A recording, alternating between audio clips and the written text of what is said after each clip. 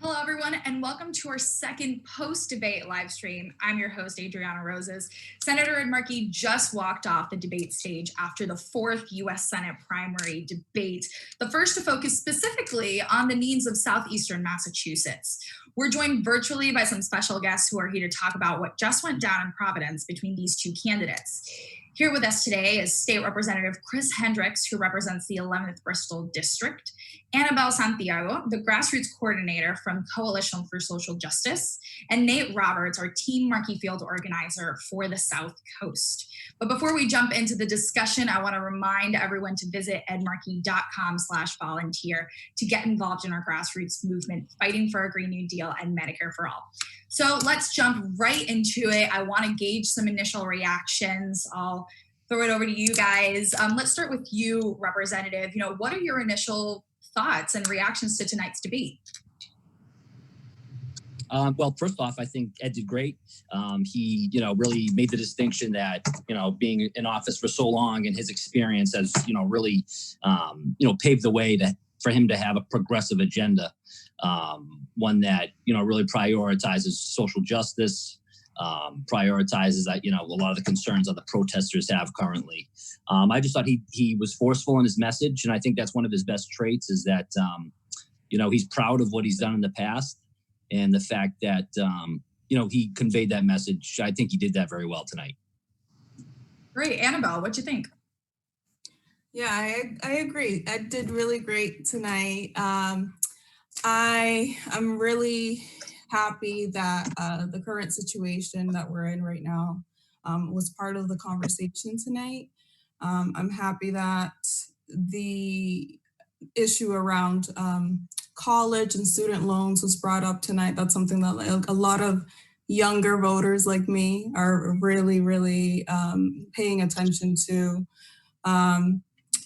I guess one thing that I wish was talked more about was just more how we're going to be protecting workers now that our states are opening back up, and even the childcare system that's at risk of collapse. But great debate.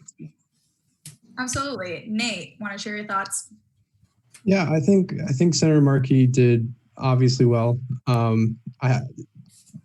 work for him. He did wonderful. I think the most important thing is he made the point to bring up his record of actually getting things done and passing legislation on those big ticket headline grabbing progressive issues, but also on those issues that maybe aren't always in the news. And we need someone in the Senate who does that, who is always thinking about the items, I think he said, that maybe aren't always on people's agenda, but they're on his agenda. And he does that in this region really well, like when he brought the National Drug Czar down to talk about the opioid epidemic. He doesn't just show up, he brings our stories, the Southeastern Massachusetts and South Coast stories, to the Senate chamber. We absolutely need someone like that in the Senate. And that's why we need people volunteering with us at edmarkey.com/volunteer. Yeah, absolutely. And Anabel mentioned something interesting where there's certain issues that she felt we needed to discuss more in the debate. So Anabel, do you think that this debate showed voters what they needed to know, especially in terms of local South Coast issues? Do you think this debate was enough to show the South Coast who they should vote for on September 1st? I think that the debate covered a really good scope of issues tonight.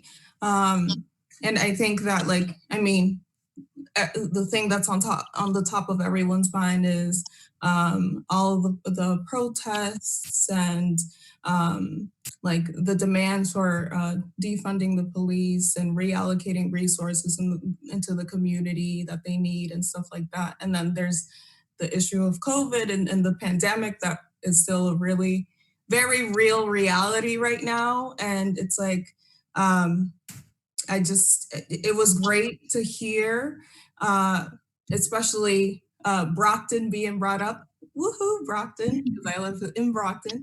And to hear that Senator Markey was working with Mayor Sullivan and in conversation with Mayor Sullivan here, because we know that right here in Brockton, there is a lot of people who are just trying to get to tomorrow. And there's a lot of conversations that are happening right now about how we're gonna get through this with the economy opening back up. How do we protect workers? And how do we make sure that when our governments are looking at budgets and stuff like that, that they're not making cuts that are gonna hurt people more? I'll leave it at that. Mm-hmm, mm-hmm. So, Yeah, sorry, go ahead. Yeah. Sorry. Yeah, I think Ed did a great job at establishing the fact that he's a little more cautious about the COVID crisis being over. And I think that's the smarter approach. How he talked about that, another stimulus would possibly be necessary. And I think it certainly would be. I think he has a more pragmatic approach to how this crisis is actually going to end. And Anabel, how she brought the fact that he's concerned about the safety of workers. A lot of these migrant workers, they have to work because they're not eligible for unemployment. And, I think that sort of foresight down the road thinking is what we need. And I think that it's a good approach to this whole thing. Mm-hmm. Do you think this debate was local enough, though, Representative? I mean, this is the area represented. In hindsight, it wasn't very. I thought it could have been a little more local. I thought, there's so many pressing issues to talk about, and obviously the issue of police violence affects all communities. So in that way, it was very local because and I was with him when he mentioned being on Friday night. Anabel, I don't know if you were there, but on Friday night in the South End in New Bedford. So that was it was good to see him. And so I think there's a lot of other things on people's minds right now.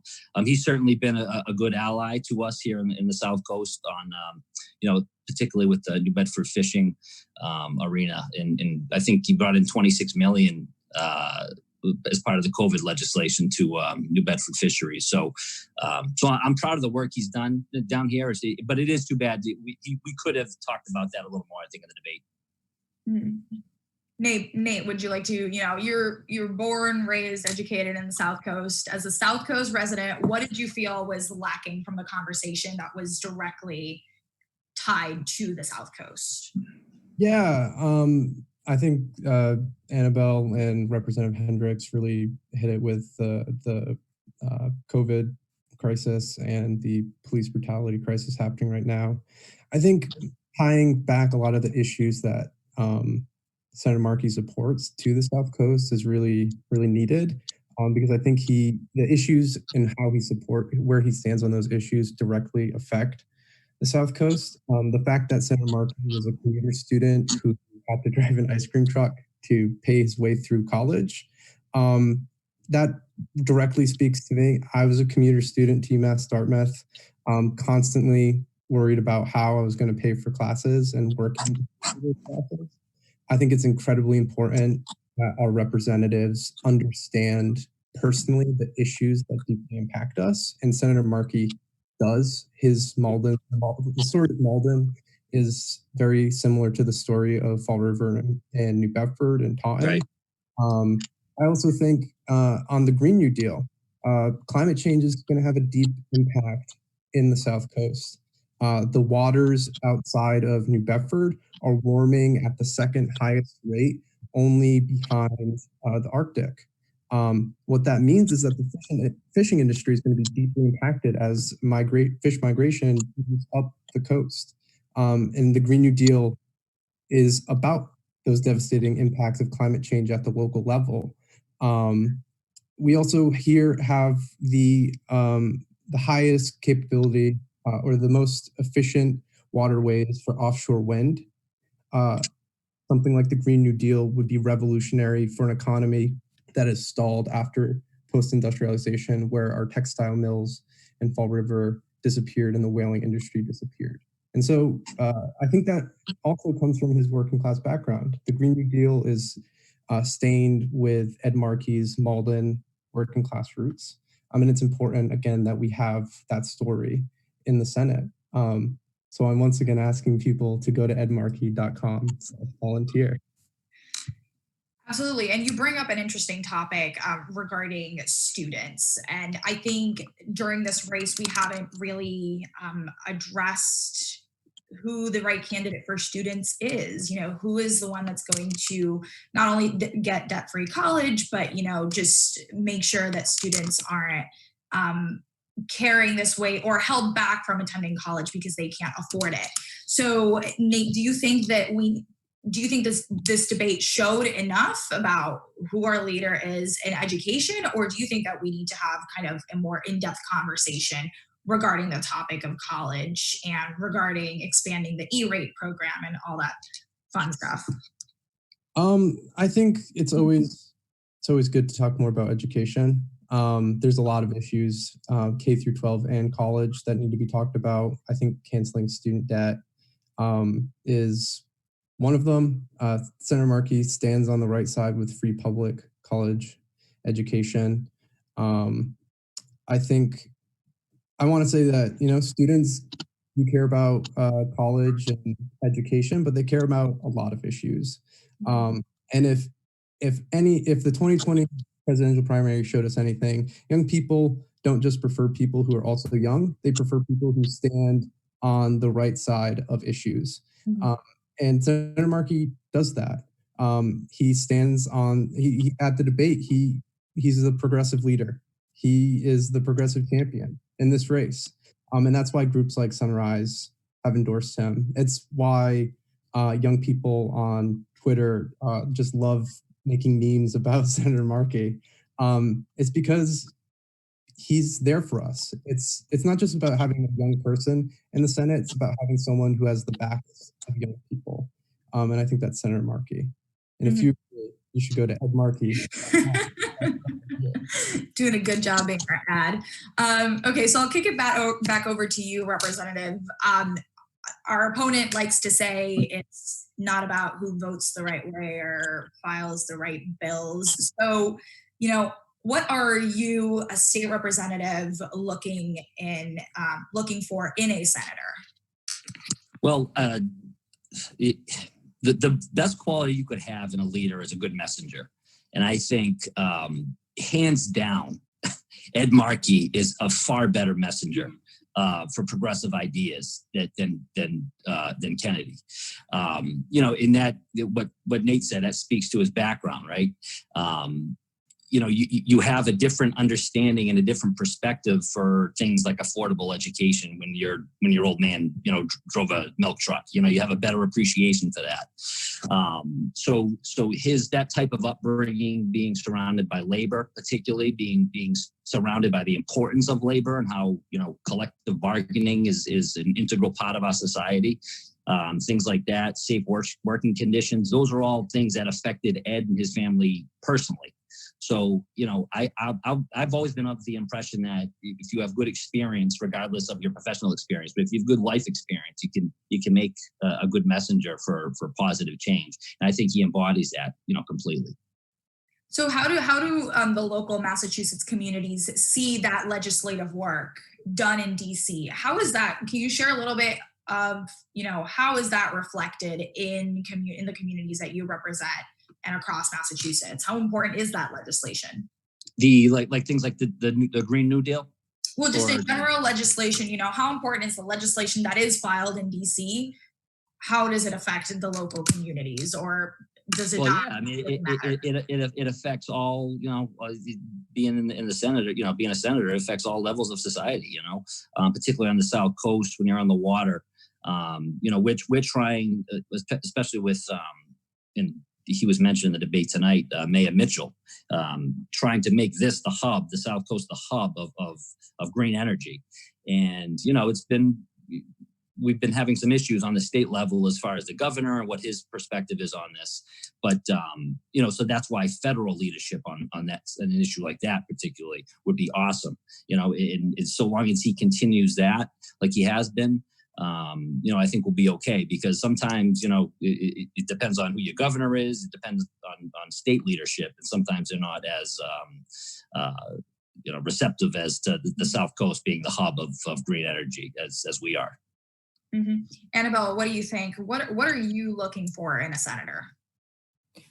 I mean, when during this debate, there was something that stood out to me that Ed said, and that was that we need to look at the age of your ideas, right? So, I mean, you take a look at Ed's record and you see proof that he's been with us. He's our guy. He's the one that is partnering up with people with colleagues like AOC, Bernie Sanders, Kamala Harris, to come up with legislation that is going to actually have a positive impact on the most vulnerable people. And we need to have someone who's going to fight for our future.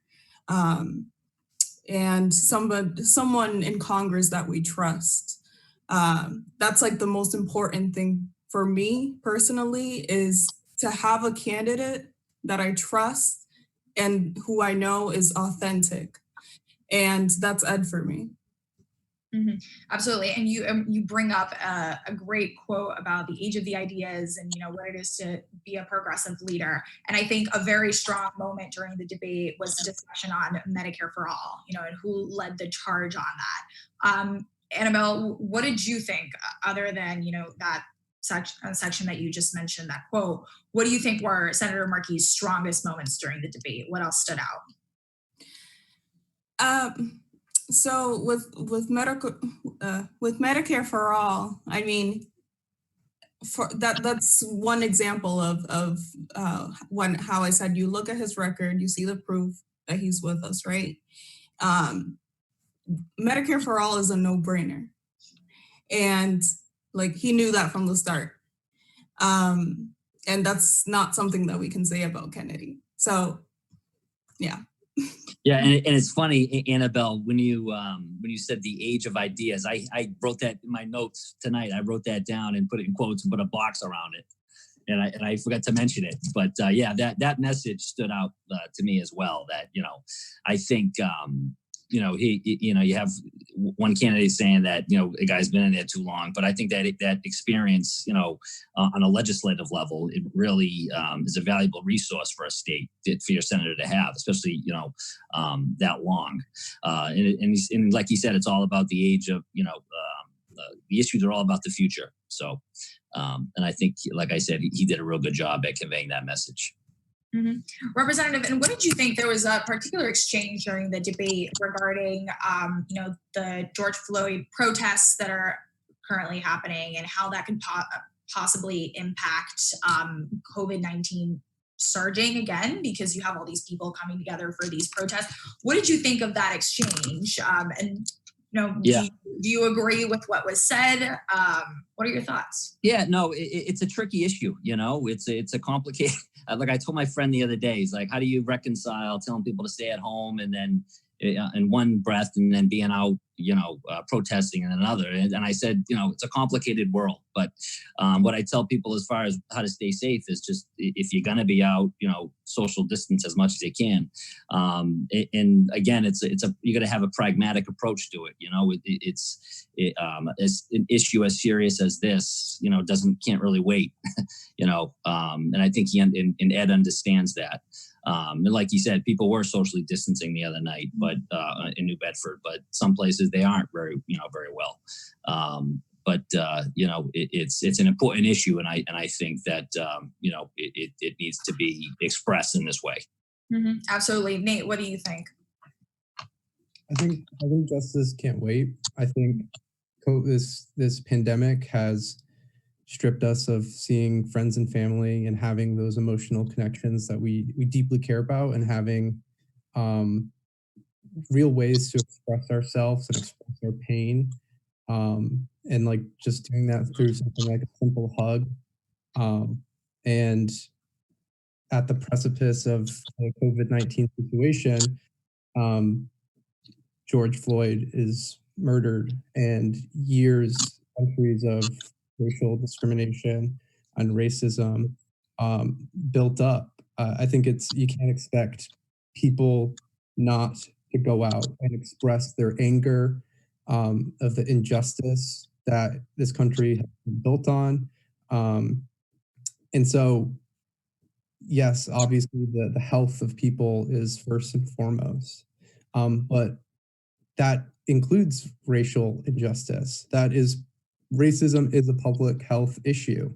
And so multiple things can conflict, and politics is a weird place. And to act as though people going out to protest is a conflicting thing, I don't think that's really the right way to think about it. How can people sit back and do nothing, and not be angry and outraged to the point of having to go out and join their community and marching and demanding action. I think, yeah, I think that's the case. I think Senator Markey has done a really great job at introducing ideas that will actually, or introducing ideas and also following the lead of the Black community and the activist community in talking about banning tear gas and addressing the police budgets and where that money is going. Is it actually best used for police departments when we're cutting education and healthcare in places across our country? I think there's you can't. I think you can't really, you can't be like those protesters are going against their health, because again, racism is a public health issue. Yeah, I think Senator Markey's response to that was interesting because people, are responding to another public health issue, as you said. They responded to coronavirus. We took measures regarding coronavirus, and that was a public health issue. And now we're responding to police brutality and racial injustices, which are another public health issue. So I completely agree. Anabel, you work with the Coalition for Social Justice, so I have to bring you in on this. What are your insights regarding not only that question and the exchange during the debate, but your personal thoughts on how people should approach these protests? Yeah, I mean, for my personal experience, it's like for the past 2 weeks, it's like there is a lot of pain and hurt that I've personally been feeling. And a lot of tears, a lot of crying, a lot of anger, a lot of frustration. And I think that it's unfortunate that all of this is also happening during a pandemic that's also disproportionately affecting the same people. And it's like people need to be able to express everything that they're feeling right now, the frustration, the anger. Our people are being killed, they're being murdered, and it needs to be addressed now. I mean, we really need to see things move on this, and I'm happy to see like different municipal at the municipal level, different governments and stuff trying to make progress on this, and but more has to be done. And I don't know, I really resonated with what Ed said during the debate, and that was that the soul of our country is on fire right now. And I think I would add to that it's not just the soul of our country. We see that protests are happening globally. People are in solidarity with us right now. And we need to make sure that when we have a senator representing Massachusetts in Congress, he's going to stand with us on racial justice issues. Just like hearing how Kennedy was working with Michael O'Keefe and campaigned against DA Rollins, and then knowing that he was very openly like anti-marijuana until recently. It's like these are choices that he made. And there was a point where I was just laughing during the debate because he was like trying to pretend that he didn't have the privilege to make different choices. So I don't know, just to bring it back, we really need to think about how to defund and restructure the budgets of our cities, of our state governments, of our government in general, and reallocate the resources to the programs that the community needs. And yeah, I mean, I I was very glad that there was a strong conversation regarding criminal justice reform, particularly at the very beginning. And of course, it resonates because of what's going on right now. For everyone who's just tuning in, we are live streaming post debate. Be sure to check out edmarkey.com/volunteer to get involved with our grassroots movement. We're here with State Representative Chris Hendricks, Anabel Santiago from the Coalition for Social Justice, and our Team Markey field organizer for the South Coast, Nate Roberts. So let's switch gears a little bit. Let's talk about fish, because New Bedford is a big fishing port, if anybody has heard.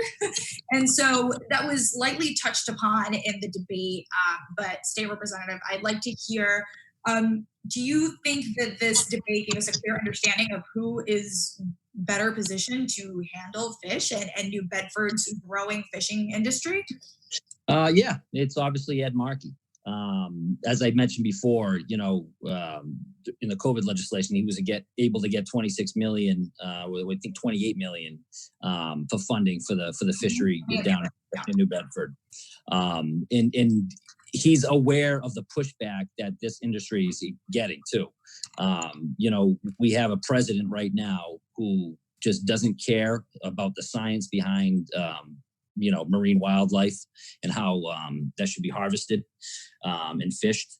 And I think the experience that Ed has and his know-how and his knowledge of the industry itself, and Elizabeth Warren too has also been very helpful with that. And they've both been great on that issue. I think his experience with that is what we need right now, if God forbid, we need now, but especially God forbid if Trump gets reelected. Can you share a little bit how the fishermen in your district have been particularly impacted by COVID-19? Yeah, no, it's one of those industries where you have to be right on top of one another, obviously. So the local delegation, and Ed has been very supportive of our local delegation, in partnership with South Coast Health. They were able, and the city of New Bedford was able to get like mass testing on the fishing docks with all the employees of all the ships out there. So I think allocating those resources to get the industries that are at risk, like not only on in the fishing, out fishing on the boats, but in the fishing manufacturing plants that we have right on the ocean here. So it's really important that he was helpful in allowing us to get the testing right on the water there. Yeah, and you mentioned the 28 million in disaster assistance that was appropriated under the CARES Act, I believe, and then he also helped secure 20 million for the USDA to buy $20 million worth of Atlantic seafood, which is a huge win. And he and Elizabeth Warren are pushing for 500 million more in disaster assistance. So how does the 20 million, for example, that the USDA will be buying in Atlantic seafood, how does that directly affect these fishermen? It directly affects the fishermen because with every fish that's bought, there's always a collateral other business, especially in the New Bedford area. So, when you're supporting the fishing industry, you're supporting all the merchants, all the suppliers, all the different vendors, that buy the fish, and all the all the incidental businesses that thrive when you have a good fishing industry. So, thankfully, because of that, those, collateral industries will be able to keep their head above water during all this. Mm-hmm. Absolutely. So Nate, switching back to you, what did you think about the exchange regarding the environment? There was a lot of back and forth regarding, environmental endorsements, the Green New Deal. What did you take away from that whole exchange? Well, it's kind of ridiculous for Representative Kennedy to insinuate that Ed Markey is not on the side of climate activists and the environmental movement and the climate justice movement.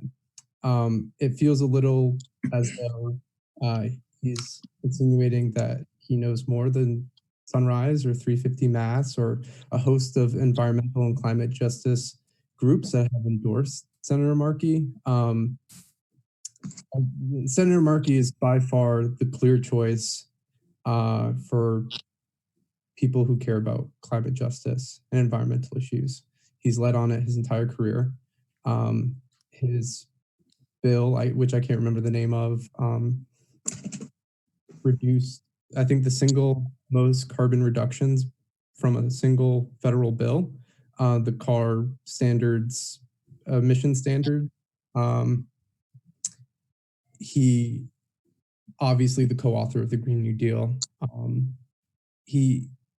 It's not even a debate, and it's kind of, I think it's incredibly wild that Representative Kennedy wants to try to make that a debate. It's Ed Markey has so clearly won that issue, that it's interesting. You really, there's in one of my political science classes at UMass Dartmouth, talking about the federal legislature. We watched a bill about the we watched a movie about the legislative process, and it focused on an environmental issue in the 70s. And who is name dropped in that movie as a champion on the environment? Representative Markey at the time, now Senator Markey. He's been an environmental champion since he's been in Congress. And now when the United Nations is telling us we have until 2030 to drastically reduce our carbon emissions, I'm going to go with the guy that was busy writing the foundation to get us out of this situation when that was announced. There's no other, he's the clear winner on that. And it's so important that we keep that leadership in the Senate during these next 10 years. Well, next 6 for him at least, but the next 10 years until 2030. And we need all the help we can to do that. And so we need people to sign up to help us at edmarkey.com/volunteer.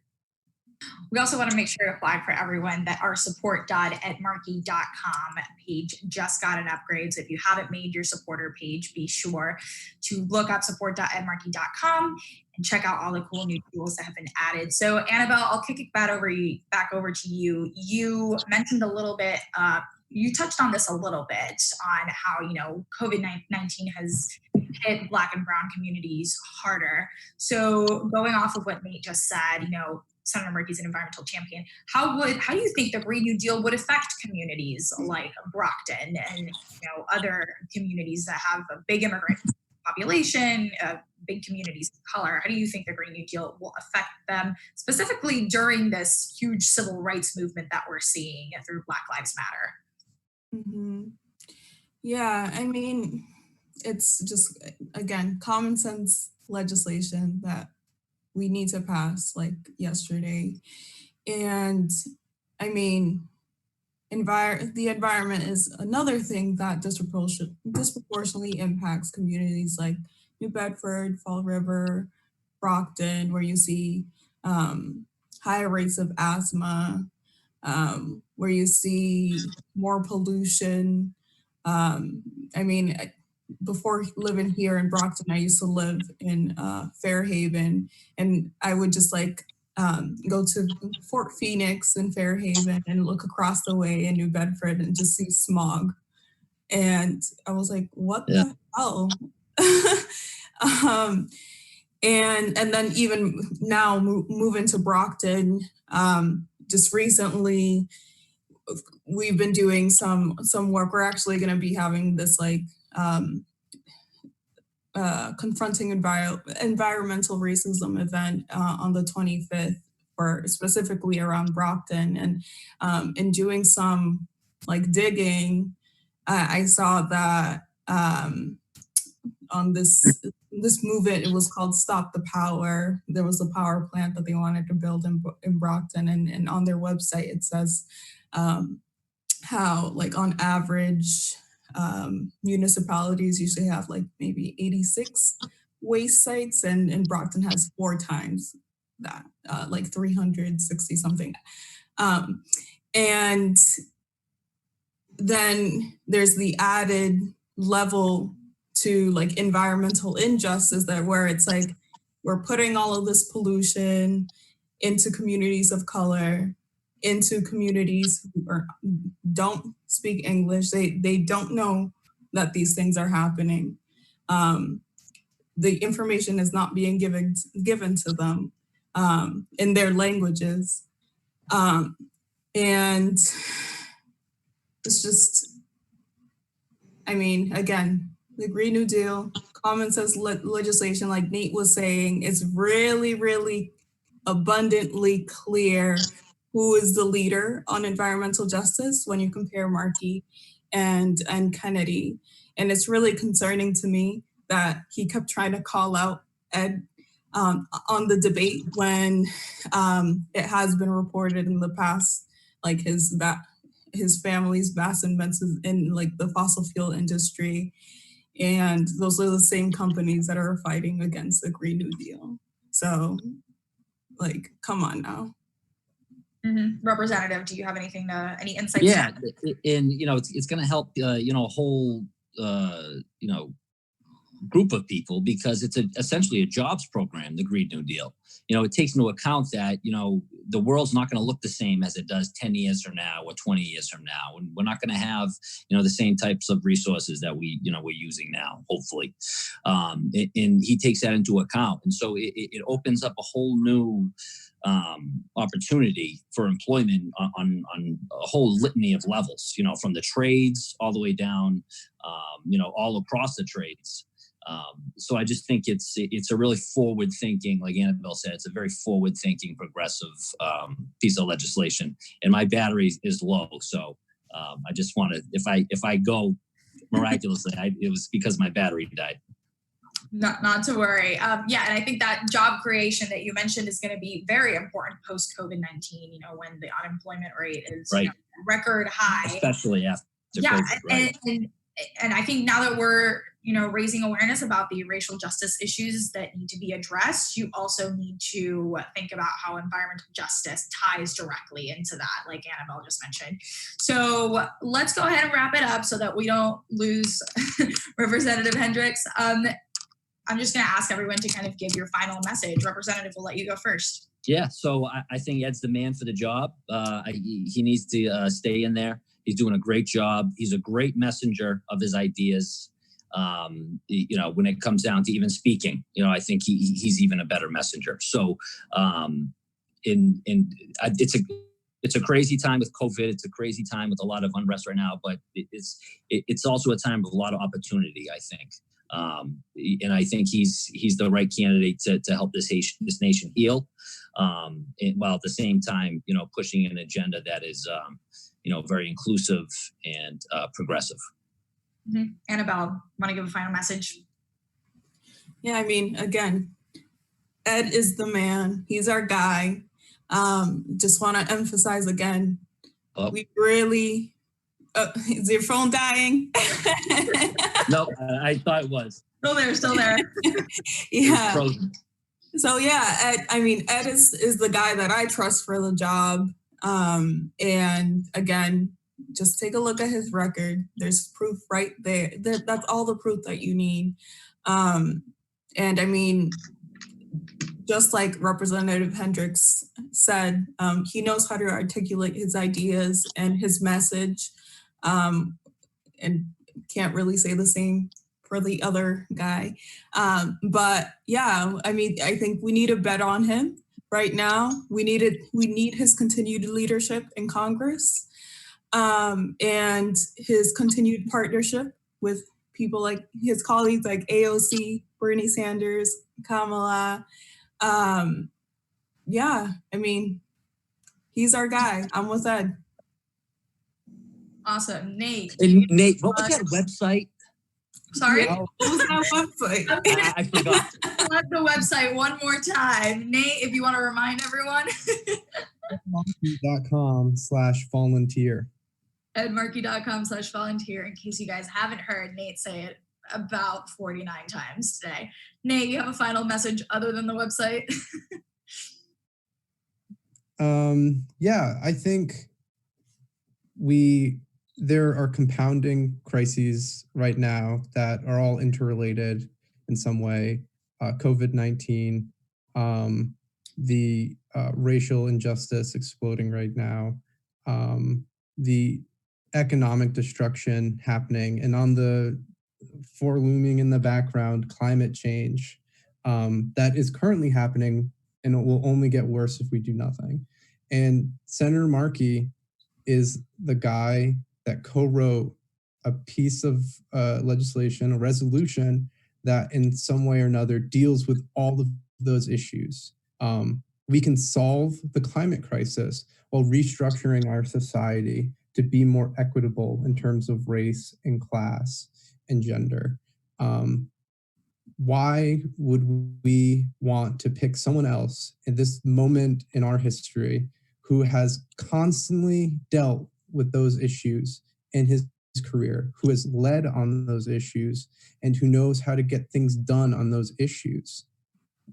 Ed Markey and the Green New Deal was made for moments like these, when so many things are going bad in our country, and will continue to get worse. So we need a leader. We need someone who understands a lot of those stories at a more personal level. And we can't afford to lose that leadership at this moment. And so I need everyone to volunteer and to go to edmarkey.com/volunteer to volunteer. edmarkey.com/volunteer. What a great advertising crew here. Well, I want to plug one more website, support.edmarkey.com, so you guys can create your own supporter pages in both English and Spanish. That's it for tonight's discussion. Thank you all for joining us. I want to thank Anabel Santiago from the Coalition for Social Justice, State Representative Chris Hendricks for joining us, and Nate, our very own Team Markey field organizer. Thank you all for watching. Don't forget to visit our two favorite websites, and stay safe, and good night.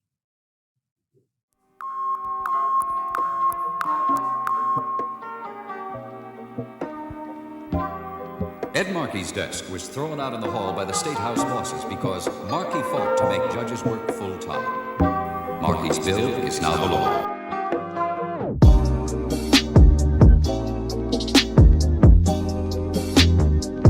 Ed Markey's desk was thrown out in the hall.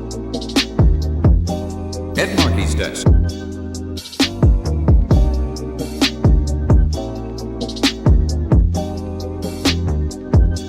I'm Ed Markey. Fairer taxes, more jobs, better health care.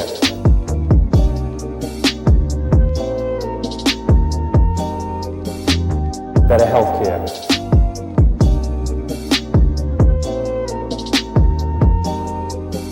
More jobs.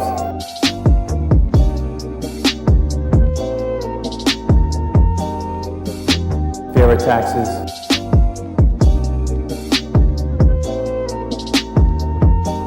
I'm Ed Markey.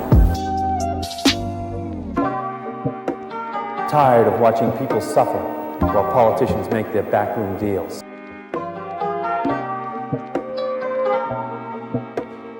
Make their backroom deals.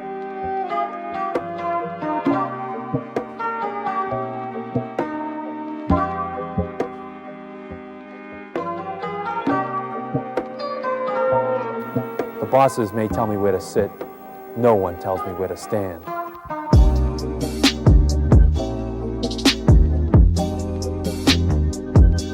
No one tells me where to stand.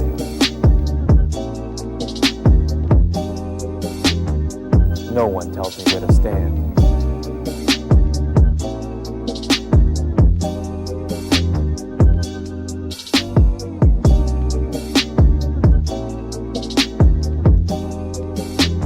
I'm Ed Markey.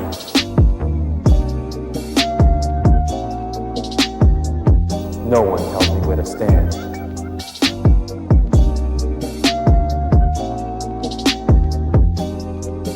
Markey's bill is now the law.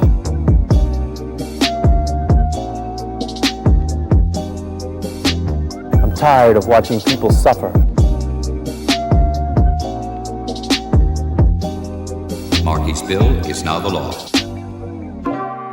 I'm running for Congress because I want to fight for the principles that I believe in. Fairer taxes, more jobs, better health care.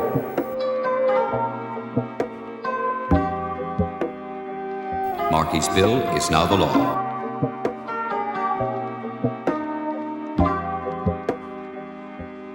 Ed Markey's desk was thrown out in the hall by the State House bosses. Fairer taxes, more jobs, better health care.